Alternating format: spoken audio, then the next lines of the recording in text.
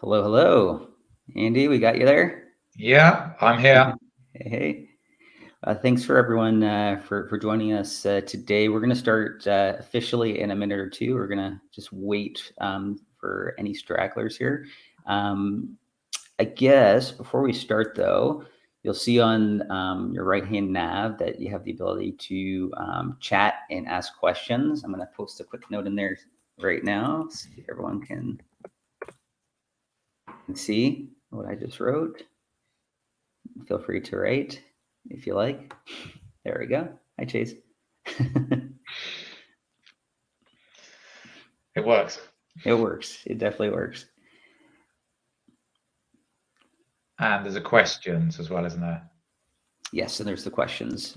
So if you have questions throughout this this webinar, feel free to ask away. We had some pre-questions asked beforehand, so if you're shy, it's all good, and you have the ability to ask anything afterwards as well. So yeah, let's give it maybe 30 more seconds, and then we can get going here.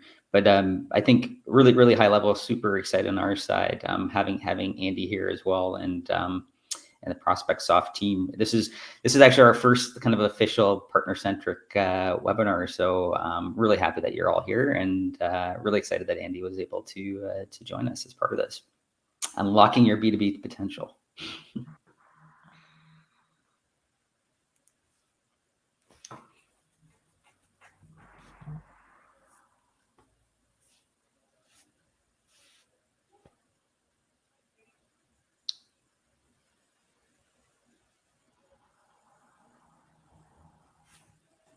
Okay, Andy, you ready? I'm good to go. As soon as you give me an amazing introduction, I'll be off. Yeah, yeah. I was gonna say. My name's Mark. So I'm head of app and technology partnerships here at Katana, and we're really excited to have Andy, who's founder, CEO of ProspectSoft. And the biggest reason for having this session here today is, we're all kind of familiar with kind of how the importance of a CRM system and have some knowledge around it. But in terms of and around some of the big players, they're kind of in that sphere right now. But when it comes to the wholesale and distribution side and how to kind of leverage that impact of a CRM system and unlocking its potential, that's where Andy and the ProspectSoft team comes in. So super pumped, super excited to have Andy here to kind of go through it. And yeah, as mentioned before, feel free to use the chat, use questions. It's about 30 minutes or so to go through it. And then after which we'll leave some time to go through all the questions and comments that you guys might have. So without further ado, Andy, on to you. Thanks, Mark. Thanks for having me here today, and thanks for the introduction. And I should also say thanks to my marketing team for continuing to use a really old photo where I've still got some hair. So that's me when I did have hair. A little bit less now, as you can see. So what are we here for? We're all here because we're running successful businesses that we want to be more successful, and that we want to grow and develop and be proud of the businesses that we're developing. So I'm not going to solve all of those challenges for you, but I'm going to take a bit of a look at some of the trends in B2B that are happening today, particularly for some of you who are thinking about B2B or doing a bit of a mixture of business to business and direct to consumer and looking to grow your B2B sales through kind of wholesale and distribution channels, or selling to retailers who then connect directly with your consumers. I think there are some things that are different in B2B. There are some things that are worth knowing. And if you're already in that space, then it's always useful to take a little bit of step back and rethink some of the strategy and what we're doing and make sure that we're doing it the best we can. And then I've got some specific tips for growing your wholesale business, whether you're just starting in the wholesale side or whether you're well into it. Hopefully those tips will be useful. And then we'll specifically look at where Prospect CRM fits and integrates with Katana, and where it can deliver some benefits for you, leveraging some of your Katana data. And then, as Mark said, we've got some Q&A time at the end. Okay, so what are some of the top trends in B2B today? The number one is actually direct-to-consumer brands adopting B2B as a kind of route to market and a route to expansion. And one thing that's particularly interesting is during the pandemic, that there was a big movement of B2B companies shifting to direct-to-consumer, and you can imagine the scenarios where that happened. You know, if your business was selling coffee to coffee shops, and all of those coffee shops closed down, and people started, staying at home, then you would fairly rapidly shift to trying to sell your coffee to your loyal customers who enjoyed your coffee, but selling them direct through a direct-to-consumer website, so they can brew their favorite coffee at home. What is interesting is that in the start of 2022, this came from a report from Barclays Bank, where they used some retail sales index information in the UK. And 2022 is the first time ever that the percentage of sales, of retail sales that were made online has fallen. So, pretty much since the dawn of online shopping back in 2007, every year the direction of travel has been an increasing percentage, whether retail sales have been going up or down, whether it's been a recession or growth year. Either way, the percentage that have been sold online has got up. And for the first time ever in 2022, that is a drop. I don't think that's anything that any online sellers should worry about. I think it's just a rebalancing of that super fast growth in 2020. So the move in the pandemic was to online sales, and then a kind of a leveling back out of mixture of online sales and high street sales with people selling products to retailers who then sell them to consumers. So, for the first time ever, the trend has gone in the opposite direction, and that just shows that if you want to reach the full set of consumers, it isn't just about selling online. There is a big high street presence for consumer products, and obviously if your products are more naturally business to business, then those businesses are buying over the phone, by email, etc. as well. I think it's easy to believe it's all online, and it's amazing how much of today's economy is actually not online and not going through websites. And really where this is happening, successful brands who are already doing both are seeing a rapid growth in B2B sales, and we'll talk about where some of that is coming from in a second. But I think there's also a really common trend. If you're starting a business, or you started a business a few years ago, in some ways the easiest way to do it nowadays and to get started is to go direct to consumer, get your brand established, get some customers, be successful, and get some customer loyalty. The next question is, how do we scale that up? Well, obviously you can scale it up by getting more people to your website and doing more direct marketing. But actually, direct marketing to consumers is pretty expensive, whether it be sort of TV adverts or pay-per-click or whatever. It can be pretty expensive.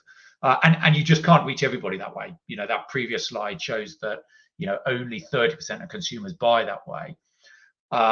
So the real way to get scale into your business is to then take the success and the reputation you've built up in direct sales, and then take your products that you've been manufacturing and now manufacture them at greater scale and put them through some kind of B2B distribution channel. So that could be, just a classic resale to another layer of wholesale and distributor, perhaps an overseas distributor, or a wholesaler that's selling to other retailers, or any other B2B route to get to your customer base. And for a lot of companies who are trying to scale up from a successful direct to consumer, it's actually easier to achieve scale through B2B with lower investment than to just pile on the investment in the direct to consumer. And part of what's feeding into that trend is the internationalization of both direct to consumer and B2B businesses. Customers, whether they be consumers, and end buyers, consumer individuals, or businesses who are buying product, customers nowadays really don't care where the product is coming from. They're looking for good products that are interesting, that fit their need, and that are a good price. And they don't really care where it was manufactured. In some niche industries, people care where it came from. But in the bulk of industries, in the bulk of sectors, people really don't care. And the barriers to international selling have come down. Now, I mean, there are some challenges today in terms of the cost of shipping and the fuel cost and things like that.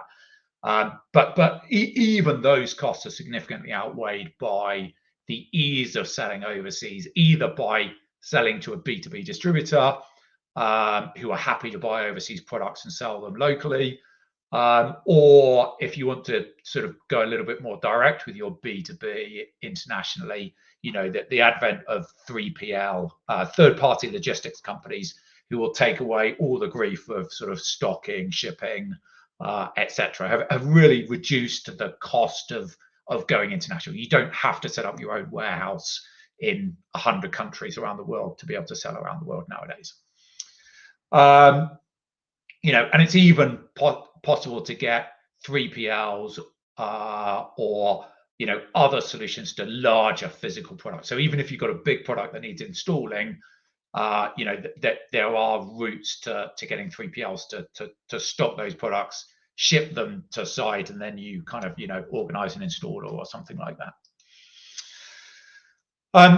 The third trend, is always there. This perhaps has never changed and just accelerates, but competition, is a big factor in every route to market. And it does seem that in modern B2B, there's a lot more competition than there was before. Certainly Amazon plays a big factor in that. Amazon, eBay, and some of the other marketplaces, and I know that some of our customers sell to Amazon and find that a good route to grow their business, and others have more of a hate relationship with Amazon and see them as competitive. Whether you love or hate them, that they are here to stay, and you've got to factor those things in terms of the competitive landscape. But I think the other thing, so those are the kind of big players. The other thing that's true nowadays is that those lower barriers to entry that I talked about means that it's much easier for smaller competitors to start up. They don't need the investment in warehouses and distribution mechanisms that they might have needed in the past. You can start small and sell all over the world at a pretty small price. So we've got more competition at the top. We've got more competition from smaller sellers. And the internationalization also means that, in any one market, there just are lots more products, lots more brands, and lots more sellers who are bringing products in internationally and selling them. So, that more internationalization, growing number of businesses adopting B2B and different sales channels just means that there's a growing competition in every market. So what does all of that mean? And what do we do about some of those trends and some of those challenges? I mean, ultimately, success in business is always about keep moving, and staying ahead.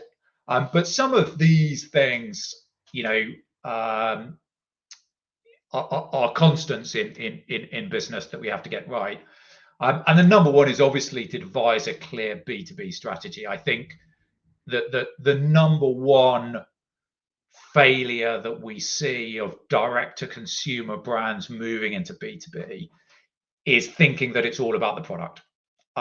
So in direct-to-consumer, it can be all about the product. And and we've all seen brands that have got subpar products just leverage their brand.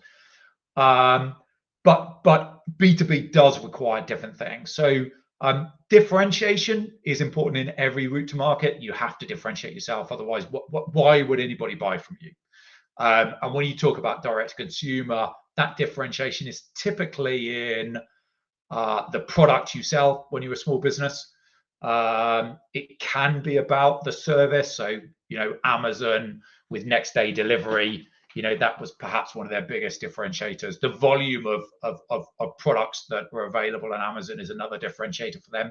For you, it might be the actual physical product. But when it comes to B2B, you've just got to ask yourself all of those same differentiation questions, but from a completely different angle. What makes you appealing to a consumer, direct consumer customer, is going to be completely different to what makes you successful in a B2B. So if you're going B2B to somebody who's going to resell your product on, then it's not why do they want your product, why is your product good? It is how are they going to make money reselling your product? What is it going to add to them? How are they going to add value? How are they going to be successful in this distribution chain? And how do you help them to be successful? And that involves some innovation, both in terms of the product, but actually about the service as well. So if you've got a product and somebody else has got a product, and you're both after that B2B distribution channel, yeah, I think that B2B distribution channel is going to weigh up the quality of the product. Is your product better than theirs? But they're also going to say, how is this supplier going to help me to be successful? Are they going to bring me business? Are they going to supply me with collateral? Are they going to help me promote the product? Are they going to make it easy for me to buy it, stock it, and ship it? Are they going to help me brand it? If they're rebranding it and you're white labeling it, those kind of things. And obviously in every strategy nowadays, we probably wouldn't be on this call if you didn't believe this, but tech and automation to ensure that you can do all of that repeatedly at scale and at an efficient way, so that you're not pricing yourself out of the market. So a couple of very specific tips for growing a wholesale business. So number one, going back to that strategy, is sort of product to market strategy. It's the classic who, why, what, who's going to buy from me? Why are they going to buy from me? And last of all, what are they going to buy? If you start with what have I got, if you've already got a product, then that's where you got to kind of start. But the important questions are, who am I going to sell to, and why would they care? Why would they buy my product? Why are they going to put effort and money and their own reputation into my product? And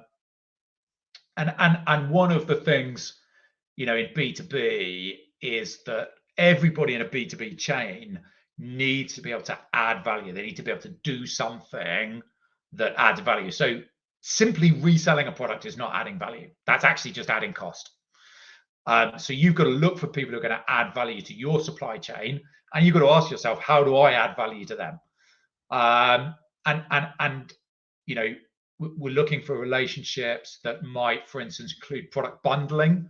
That would be a clear value add that doesn't exist if you're not both partaking in it. So if you can bundle to use a really simple example, if you can bundle your teas with somebody else's coffees, or you can bundle your cups with their coffee, or you can bundle your cushions with their sofa, those kind of things add more value than simply, I'll sell you the product and you sell it on in, and there's not a lot of value there. There's some value if they're internationalizing it, if they're delivering it in different markets, but look, for greater value increase allows everybody in the whole chain to take a greater share and to be more successful. Marketing for scale, it's one thing having a strategy and being able to be successful. The real question is can you then scale that? Can you do that a lot? And can you grow your business? So you need to have a clear ICP, a clear ideal customer profile, and you need to know that you can go and find more of them. Not just one B2B customer, but a whole bunch of B2B customers, or at least through that B2B customer, a whole bunch of end customers that you can target together. How are you going to find them? How are you going to engage them? And then probably the thing that I spend most of my time thinking about, and I think a lot of my customers don't spend enough time thinking about, is maximizing customer lifetime value. Everybody thinks about marketing. That's the kind of glory end of business growth. Doing some flashy marketing campaign, producing some great advert, beautiful looking website, some great collateral, campaigns. That's kind of the fun stuff of growing. But once you've landed that customer, the hard job, but the really valuable job, is how long can you keep them for? And how much can you grow the business you're doing with each of those customers? So how long can you keep them for, and how much can you upsell them? That's the real profit driver in your business. If you're just bringing in loads of customers and then losing them just as quickly, you're spending a lot of time and effort going nowhere.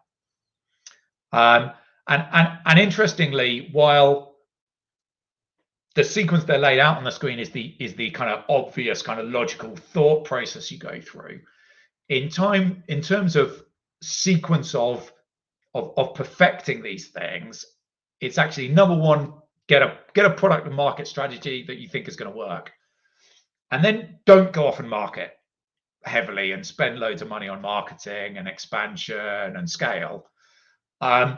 Almost certainly you can find one or two or three or a handful or 20 or 30 customers in any given route to market, just through the people you already know, the relationships you've already got, the opportunities that came your way, and you'll get your kind of initial customers without doing any expensive marketing. The really critical thing is to make sure that you can be successful with those relationships before you then scale it up. If you can't be successful because you don't have the processes in place, you don't have the you don't have the terminology that resonates with those customers, you don't have your logistics in place, you can't manufacture the product the right way, you can't label it the right way, you can't talk to those customers the right way, you can't support them in the right time zone, you don't know how to upsell them. If those things are not in place, and you just spend money on marketing, you're either going to waste that money at best. At worst, that money is going to be successfully spent, and you've just scaled up all of those problems, because now you're failing to label the product for 100 customers instead of 20. You're now failing to service 100 customers instead of 20. You're now failing to retain 100 customers instead of 20. Like, you're just scaling the problem. So the sequence is get a strategy, prove that with some customers, and be successful with some B2B customers. Because if that doesn't work, you might need to go back and change your strategy, or at least optimize your customer success plan. And then once 1 and 2 are working, then go for the scale, and you'll be much more successful. And I think that's a big downfall. Everybody wants to rush to scale, and we can all see the attraction of that. But taking it a little bit slower and getting it right step by step is a more surefire route to success. And this is probably the simplest slide and simplest formula that anybody has ever done in business. But I like to keep taking customers back to this, that you don't grow a business just by getting more customers. You grow a business by getting more customers and maximizing and increasing the lifetime value for each of those customers you get. So if you're going to get 100 customers and they're all going to spend $10 with you, that's only $1,000. That's rubbish. But if you can get 100 customers and then you can get them to spend $1,000, $2,000, $5,000, $10,000, $100,000 over time, that's when you're really scaling your business and being successful. So if that's what we're after doing, the next question is kind of, how does Prospect CRM and Katana together help you to do that? Well, I know that not everybody is kind of coming at this from direct to consumer and then adopting B2B, but I know a lot of do, and that's and that's how a lot of people get into B2B. And it's also where a lot of people fall down. I think if you start in B2B, some of the things I'm going to say are really obvious.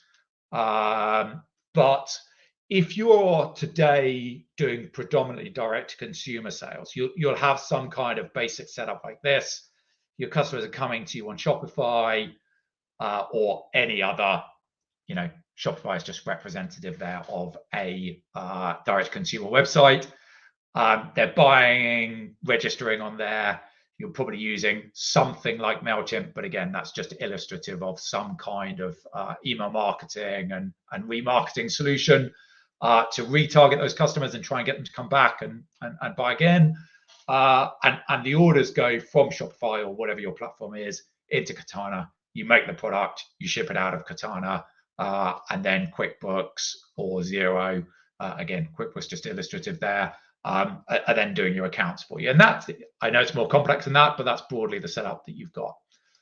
The question then is, like, when you start doing B2B, there's a whole load of things that aren't handled there.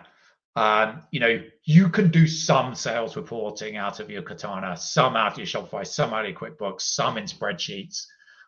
You could do some account management by just looking up the customer in Katana, seeing what they bought before, looking in Shopify at what they're buying.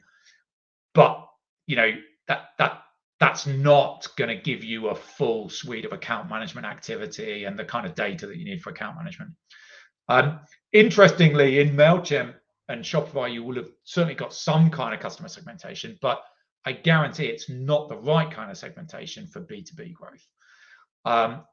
And what you're missing in all of this really is the kind of upsell, cross-sell, and retention, where there are well-proven strategies for B2B upsell, cross-sell, and retention that don't come out in any of these systems, because these systems are geared up to direct to consumer, where you don't want to invest heavily in the relationship. If you're selling coffee to a consumer, each consumer is spending $100 a year, $200 a year, $300 a year.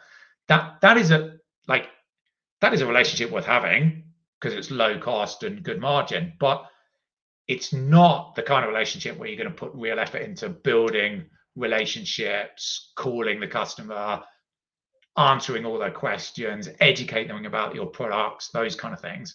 And to be successful in B2B, to have really strong B2B relationships, that is the sort of thing you need to do. So effectively, the Prospect CRM just sort of joins this structure. It joins through integration with Katana, and that's something that our technical team have built in partnership with Mark's technical team. And we've really collaborated to make that a two-way integration, so that all of the stuff that's in Katana about any existing B2B, your orders, your products, your customers, all automatically in your CRM. You're not rekeying them. And then as you build relationships using the CRM, do some B2B marketing through the segmentation, build those relationships. You'll now be taking some B2B orders online. You'll be taking some over the phone, some by email. Maybe customers are buying their regular products every week through your e-commerce store, but then your sales team are reaching out to get them to take samples of new products or upsells or whatever it might be. And those orders are flowing through the CRM, and your orders are now coming from lots of different places. All of that is feeding into Katana. Katana's managing the shipment, and then the data flows to QuickBooks for your accounts. And obviously, probably I wouldn't doing ourselves a good service, and I wouldn't be showing you everything if I didn't show you what it looked like.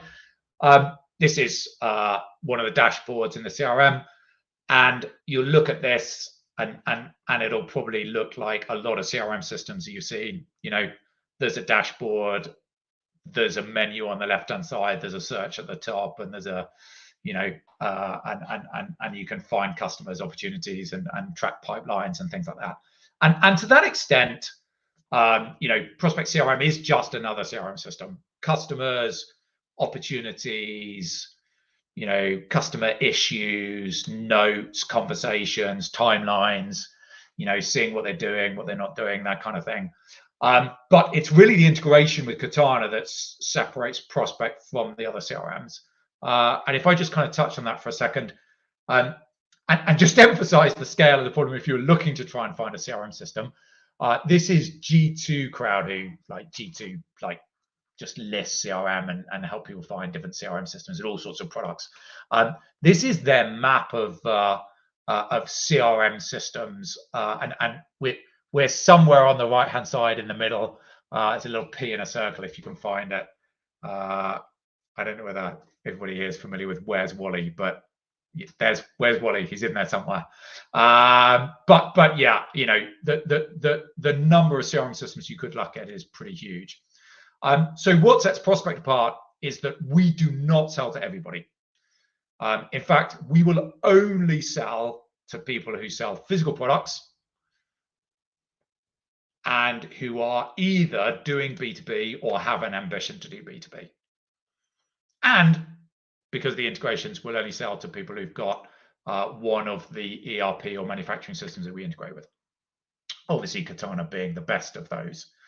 And if you look on G2 Crowd at sort of the industries, not that we say we sell into, but that these are the self-declared industries of the people who are giving reviews on G2. If you look at Pipedrive, Salesforce, some of the others you've heard of, the top one is always computer software, information technology, marketing and advertising, financial services, effectively service businesses, people selling services.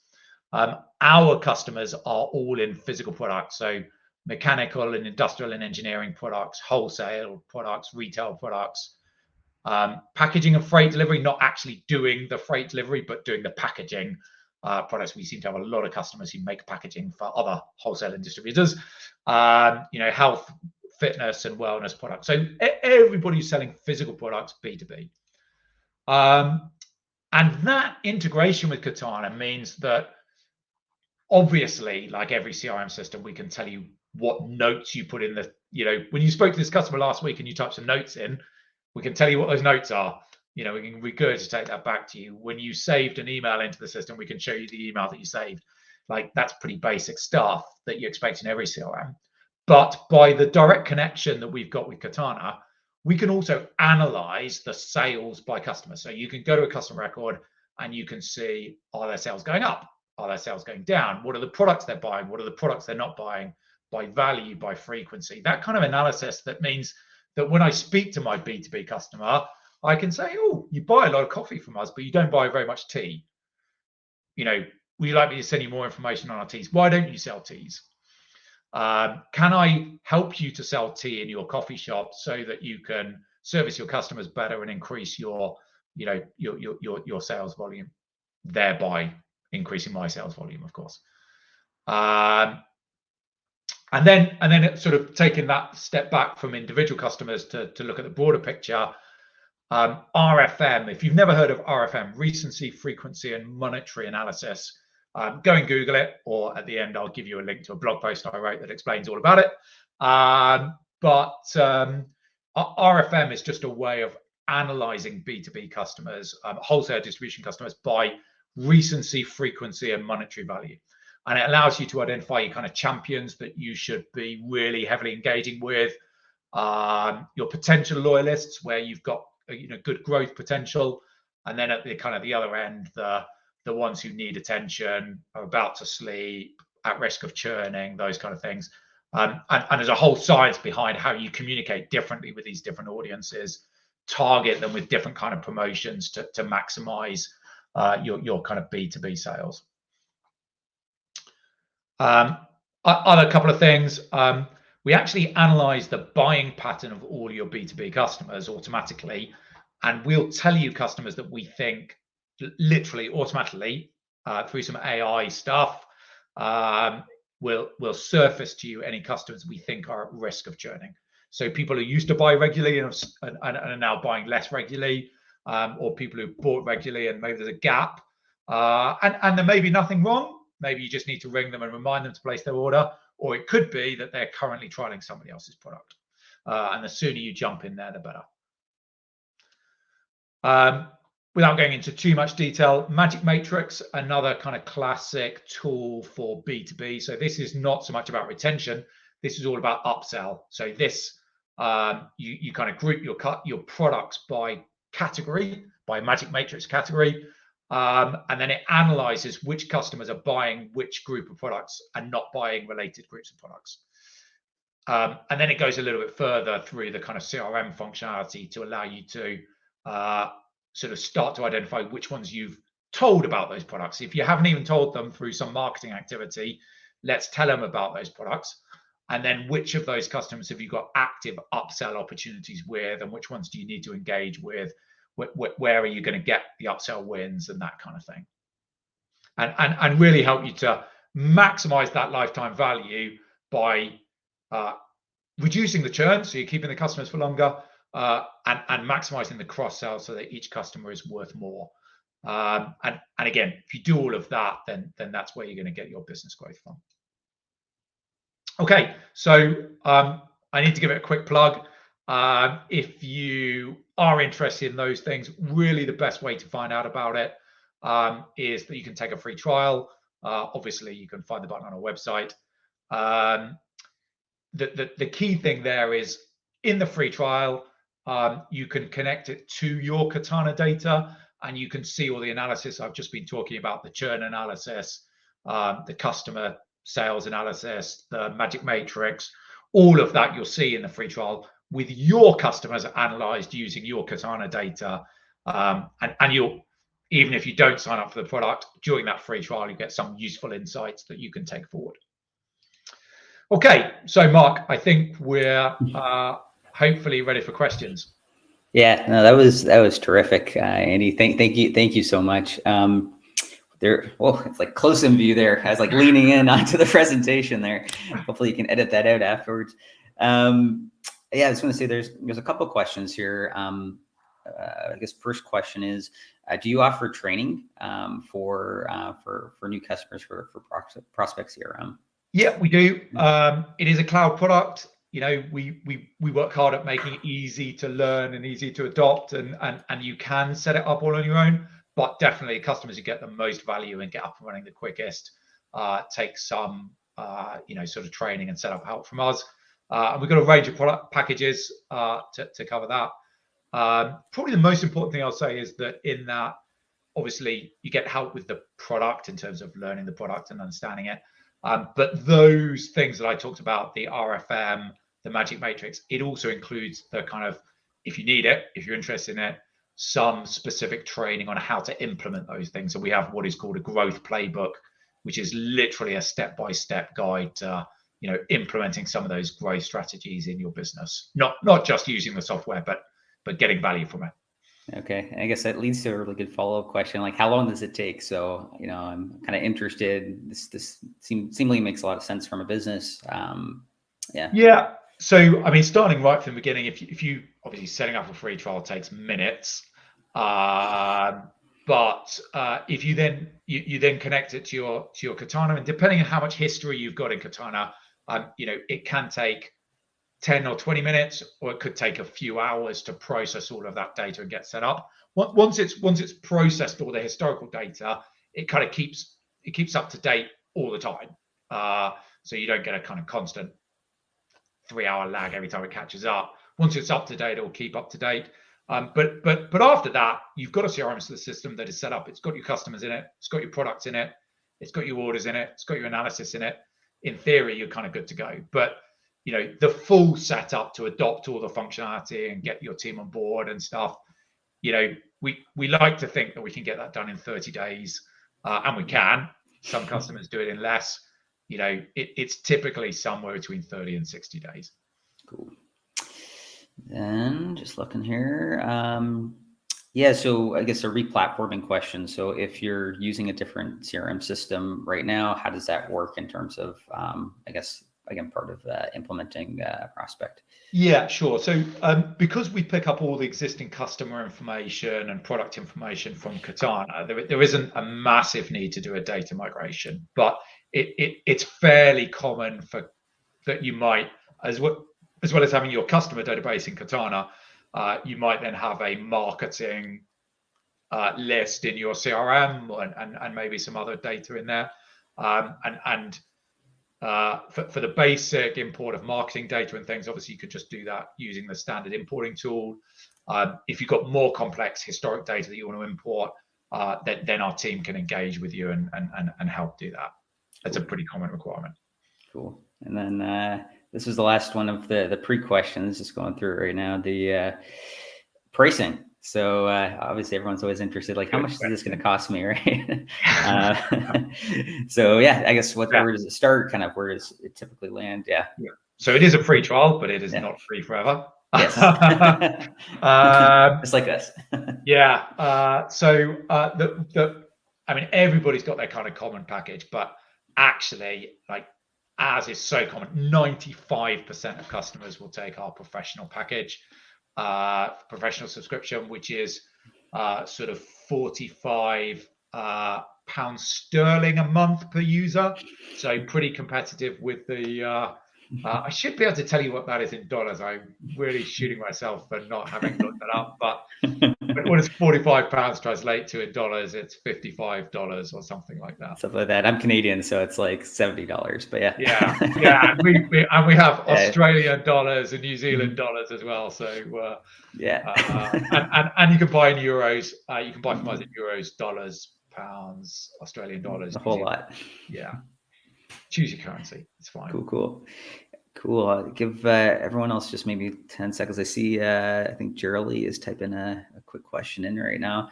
But yeah, no, this was fantastic. Some great like advice and tidbits, especially in terms of like really thinking about your B2B strategy separate, and taking it slow. Like, I think that's something that a lot of, it's really hard, especially when you're, entrepreneur and trying to build fast and maybe taking the same approach as you did before.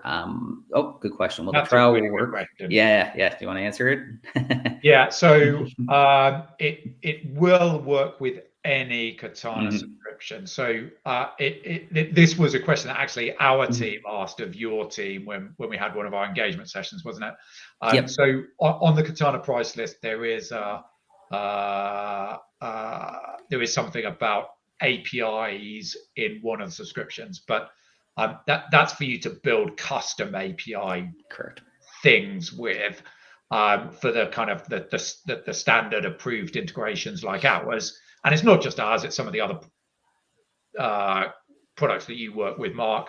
All of those products work with the range, or at least most of them do. Ours does work with the range of the Katana subscriptions. Good question.